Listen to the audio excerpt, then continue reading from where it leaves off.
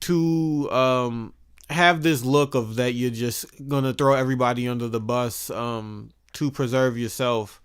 It just doesn't look good for who he was and how he came up with the whole, beef and suck my dick and all this.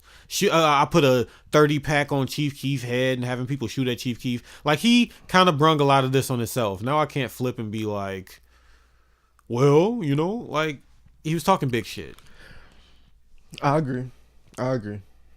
So, Tekashi, you had a nice little run. I was just watching some bloggers or whatever. It was cool while it lasted. Talk about it the other day, and people were predicting this. There was one dude that was like, if he don't stop doing what he's doing here, he's going to be the next Bobby Shmurda. And he became exactly that, the next Bobby Shmurda. Except like 2.0, like not even 2.0, but like times 2. Like, he has so much more going on, and it's so much more. You know what I'm saying? It's just. This is a real setback for statutory rapists, because he was the most successful one up until this point. He was really breaking down doors. Hold on, was that what happened? Whatever happened with that?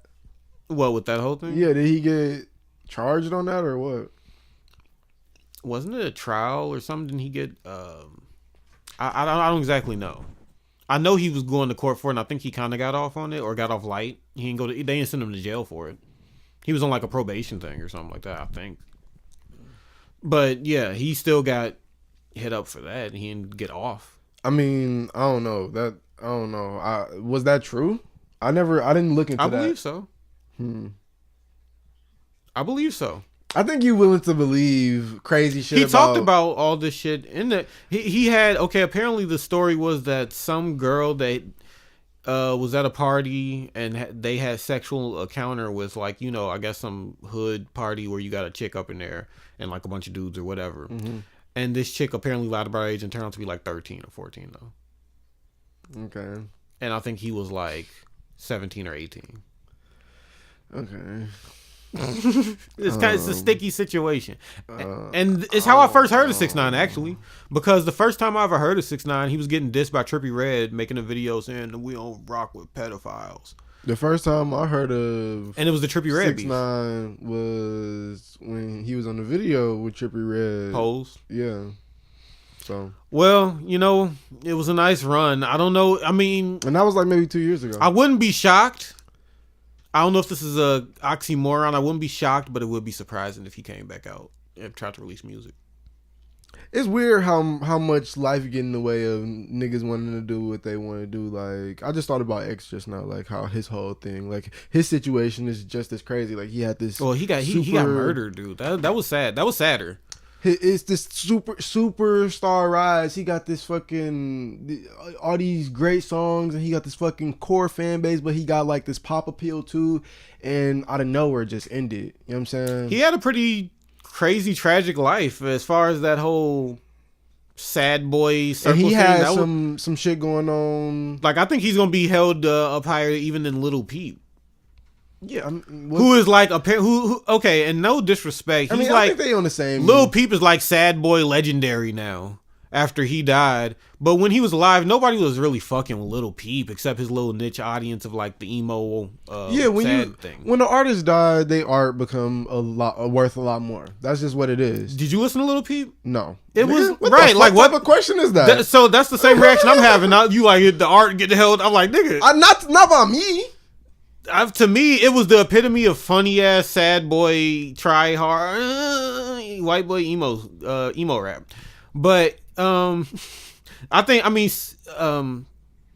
X is, I think, even more legit, higher up legend, and it's really sad that he was murdered.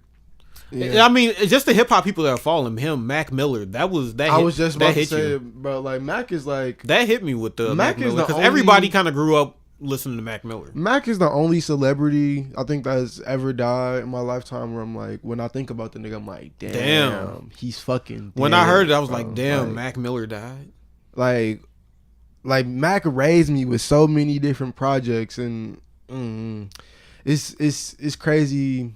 I don't know, but then again, when I was 13 and 14, I'm listening to Mac Miller like oh, this shit is just hard. The beats are hard. The bars are hard, and especially when he transitioned from like the Blue Slide Park to the watching movie shit, that really blew my fucking socks off because that's when I was just getting into like the weird alternative rap, and I was like more fucking with some rock sounds and shit like that. And when he got on his like, you know, very psychedelic almost experimental shit with watching movies followed by Faces, and then he came back to a more traditional rap sound with the Good AM shit. He just had such a good run of albums and mixtapes, and he seemed like a really likable guy. And he just really, yeah, and he was a really like a lot of my social media shit is like I got a lot of my social media shit is called Toasted Sandwich, or it used to be, because I don't really have social media anymore except for the podcast.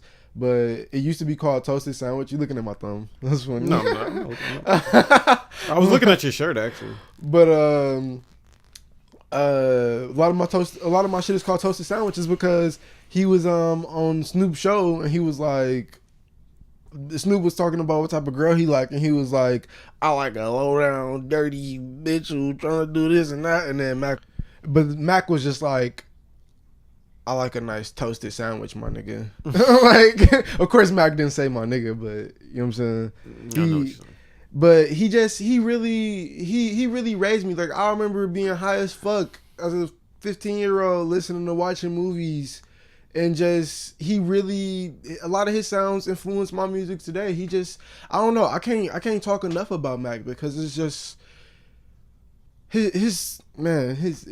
he impacted me was like, he raised me, bro. Like, that's, yeah. So it was pretty sad when he died, but it was, I don't know which one was sadder because X was kind of brutally gunned down, and then it was the videos floating around on the internet of people filming him when he died. He was talking about his struggles the entire time. Like, when I was, you know what I'm saying, listening to the nigga the whole time, he was talking about, I got this problem, I got that problem, and I'm just like, the music hard. You know what Somebody I'm saying? better go watch Earl, because like, we talking about the same shit. Bro, afterwards, after he died, and I got the fucking courage to play his shit without fucking being like, damn, he dead.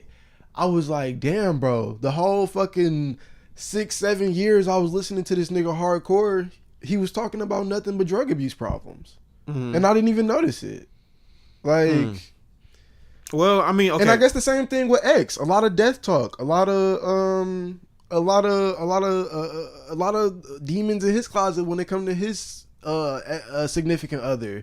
And you know what I'm saying? I don't know the details on that either, so I don't even want to speculate. But it's just, I don't know. It's crazy.